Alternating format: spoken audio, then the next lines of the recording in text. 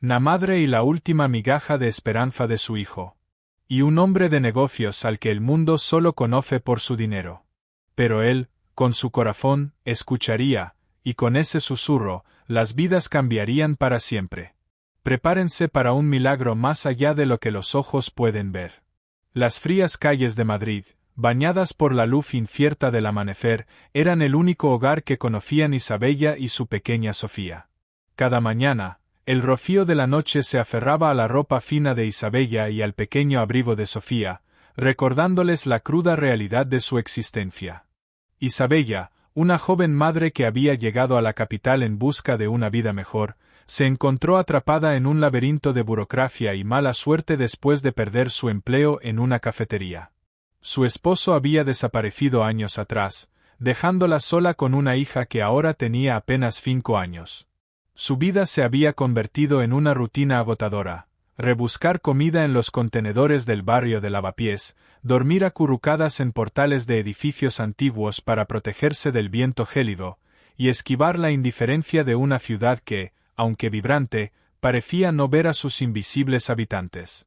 Sofía, a pesar de su corta edad, entendía la gravedad de su situación con una precocidad desgarradora.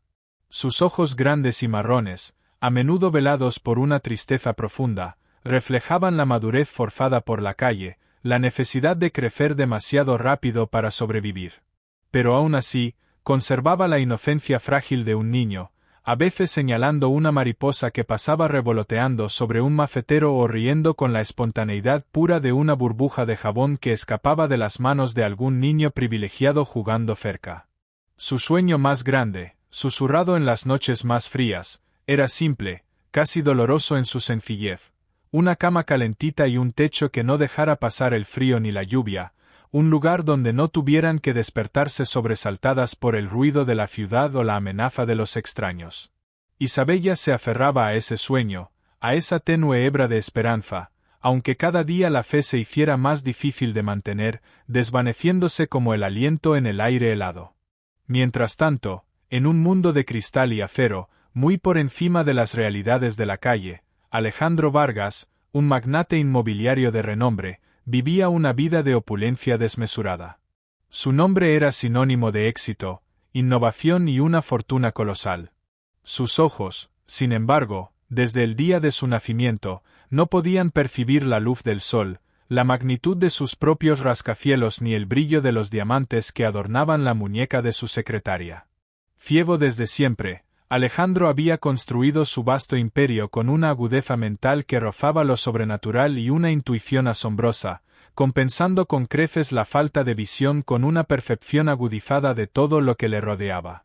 Siempre rodeado de asistentes eficientes y lujos inimaginables, su mundo era un compendio de sonidos meticulosamente interpretados, de olores distintivos que le contaban historias y de texturas que solo él podía descifrar con tal precisión que le permitían ver más allá de lo evidente.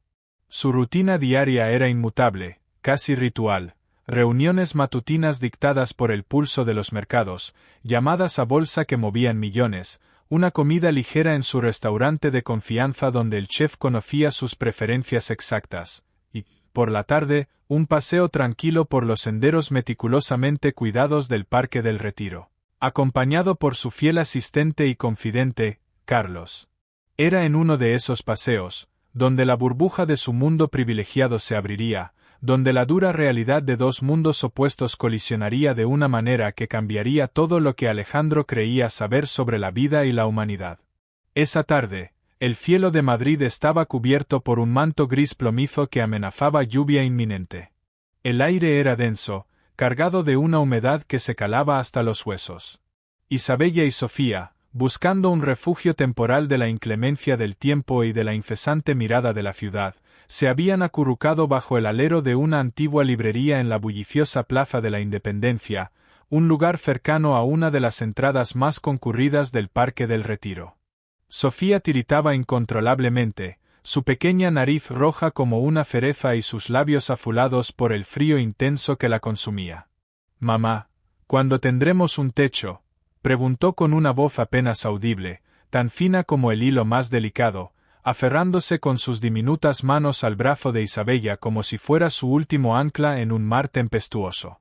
Su pregunta no era una queja, ni un reproche, sino la simple, desgarradora expresión de un deseo inocente y profundo, un anhelo fundamental que resonaba en el alma de Isabella. Isabella la abrazó con todas sus fuerzas, intentando transmitirle el poco calor corporal que le quedaba, mientras su mirada, llena de desesperación y resignación, se perdía en la multitud indiferente que pasaba sin verlos, sin detenerse, sin un ápice de curiosidad. «Pronto, mi amor, pronto», susurró, sintiendo como las lágrimas, frías y amargas, se le acumulaban en los ojos, amenazando con desbordarse. Pero en lo más profundo de su mente, la pregunta de Sofía era un eco constante, torturante. ¿Cuándo? ¿Cómo? Justo en ese momento, Alejandro Vargas, ajeno a la miseria que se escondía bajo el alero de la librería, pasaba por la misma plaza, guiado con precisión milimétrica por Carlos, quien describía el entorno con su voz monótona pero clara. El ligero murmullo de la ciudad, los claxones lejanos, el murmullo de las conversaciones, todo era su melodía, y los aromas penetrantes de los árboles mojados, el café recién hecho de las terrazas cercanas y el incienso de alguna tienda cercana eran su mapa olfativo.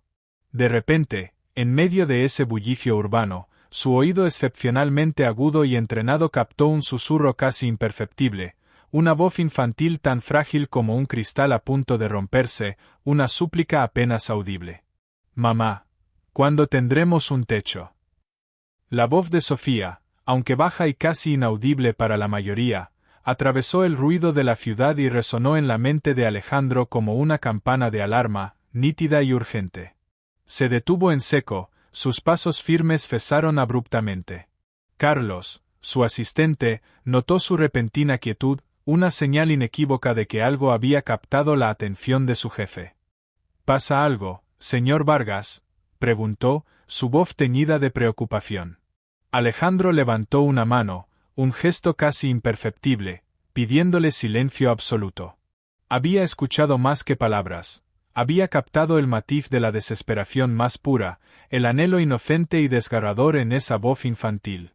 Para él, que vivía en un mundo donde la visión no existía, donde las apariencias no podían engañar, los sonidos eran portadores de verdades profundas e ineludibles.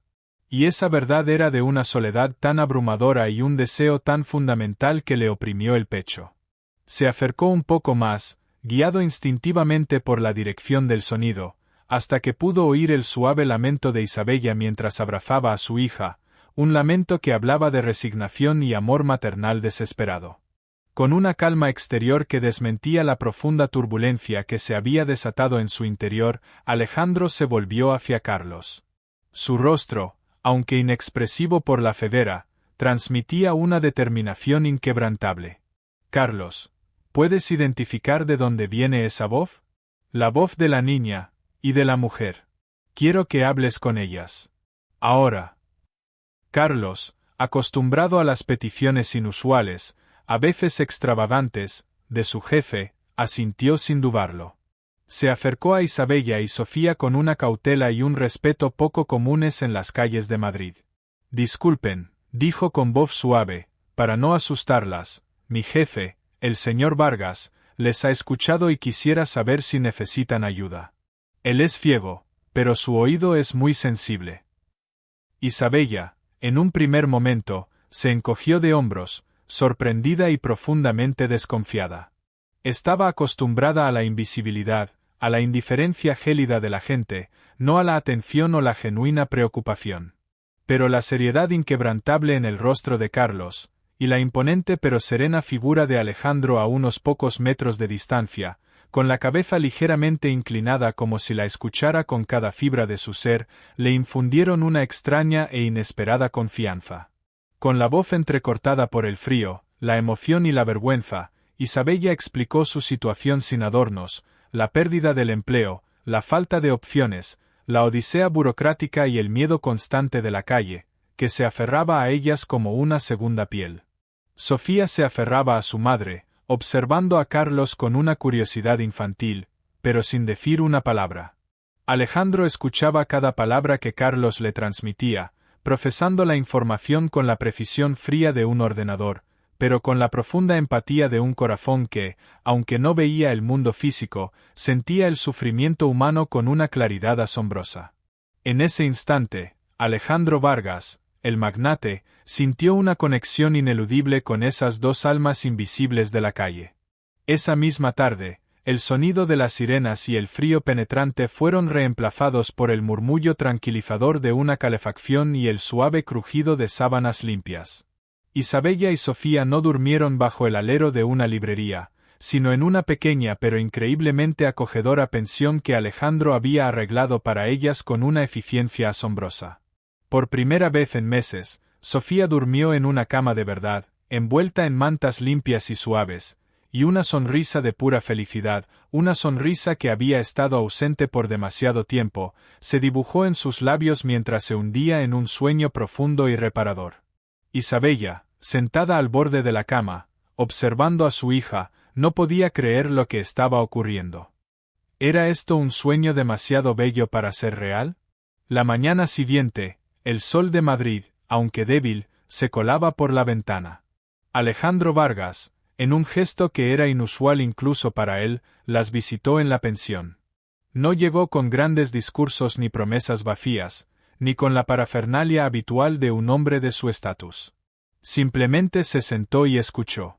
Isabella, ahora con más calma y con la calidez de un lugar seguro en sus venas, le contó su historia completa, sus habilidades innatas como costurera, su deseo ardiente de trabajar y reconstruir su vida, y su miedo más profundo, no poder ofrecerle un futuro digno a Sofía.